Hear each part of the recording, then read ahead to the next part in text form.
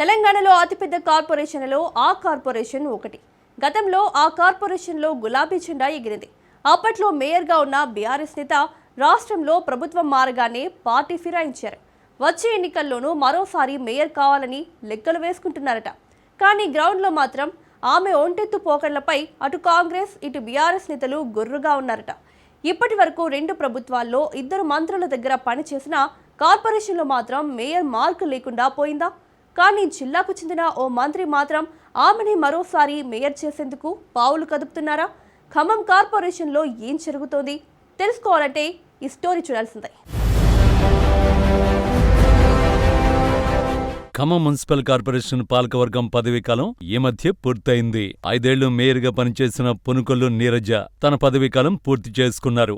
గతంలో బీఆర్ఎస్ నుంచి గెలిచిన ఆమె మాజీ మంత్రి పువ్వాడ అజయ్ కుమార్ ఆశీస్సులతో మేయర్గా బాధ్యతలు చేపట్టారు. అనంతరం కాంగ్రెస్ ప్రభుత్వం ఏర్పాటు తర్వాత గులాబీ పార్టీకి గుడ్ బై చెప్పేసి కాంగ్రెస్ లో చేరిపోయారు. మళ్లీ కాంగ్రెస్ లో మంత్రి తుమ్మల అండతో మేయర్గా కొనసాగారు. అయితే మేయర్గా పనిచేసిన 5 ఏళ్లు ఆమె తన మార్కు చూపించలేకపోయారనే విమర్శలు ఉన్నాయట. ప్రస్తుత 2 మంత్రుల వద్ద పనిచేసిన అభివృద్ధి విషయంలో పెద్దగా ఆమె రాణించలేదనే ఆరోపణలు తప్పడం లేదట. దాదాపు 2 నుంచి 3 లక్షల జనాభా కలిగిన ఖమ్మం కార్పొరేషన్లో మేయర్ పేరు ఇంకా చాలా మందికి తెలియదట. మేయర్గా ఎక్కువగా తన డివిజన్ అభివృద్ధికే ప్రాధాన్యతనిచ్చేవారనే విమర్శలు లేకపోలేదు. మిగతా డివిజన్ల అభివృద్ధిపై పెద్దగా ఫోకస్ చేయలేదన్న ఆరోపణలు ఉన్నాయి. ప్రజా సమస్యలను వినడంలో కూడా ఆమెకు ఓపిక ఉండేది కాదని అంటున్నారు. గతంలో నగరంలో పర్యటించి సమస్యలు తెలుసుకోవడంలో కూడా నిర్లక్ష్యంగా వ్యవహరించేవారన్న ప్రచారం ఉంది. మంత్రులతో తప్ప ఆమె సింగిల్ గా ప్రజలకు వెళ్లిన సందర్భాలు చాలా తక్కువని చెబుతున్నారు. అయితే బీఆర్ఎస్ నుంచి కాంగ్రెస్ పార్టీలోకి వచ్చాక మాజీ మేయర్ మరింత మారిపోయారన్న టాక్ వినిపిస్తోంది. అప్పటి వరకు బీఆర్ఎస్ కార్పొరేటర్లకు అనుకూలంగా ఉన్న ఆమె కాంగ్రెస్ గూటికి చేరాక వారిని పట్టించుకోలేదన్న ఆరోపణలు వచ్చాయి.